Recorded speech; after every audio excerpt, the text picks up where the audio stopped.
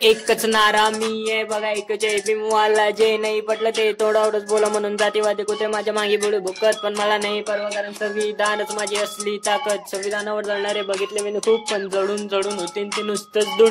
इस पार लाएंगे चारचो पार, संविधान कर देंगे समाप्त. असे गुर लागले हे बातावर बाता, पण नुसतंच करत राहतील बातावर बाता. कारण आंबेडकर पोरगा हा खंबीरपणे उभा. प्रकाश आंबेडकर साहेबांचा एकच इशारा, 2018चा इत्येतून बघा, महाराष्ट्र नेता का भारत बंद केलता, म्हणून पण संविधान बदलायचं करू शकता. बड्या बड्या बाता हा आंबेडकर पोरगा दिसून संविधानाच्या रक्षणासाठी आम्ही ज्याच खंबीरपणाने उभा. प्रकाश आंबेडकर साहेब यांच्यासाठी आमच्या मनात खूप मानपान, सन्मान आणि रिस्पेक्ट.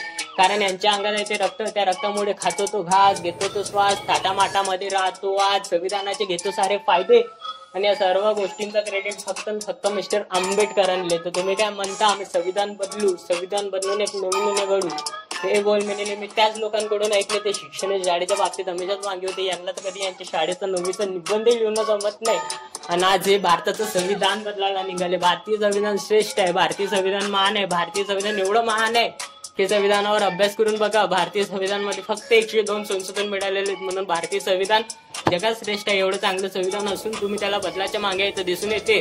तुम्हाला संविधान जोडून प्रॉब्लेम नाही, ज्यानं संविधान लिहिलं तुम्हाला त्याच्यापासून चीड आहे. तुमचं दुःखी कुठे तुम्ही सांगता कुठे, पण आंबेडकर पोरगा संविधानाच्या रक्षणासाठी खंबीरपणाने उभा होता आणि उभा राहील. जय भीम, जय संविधान.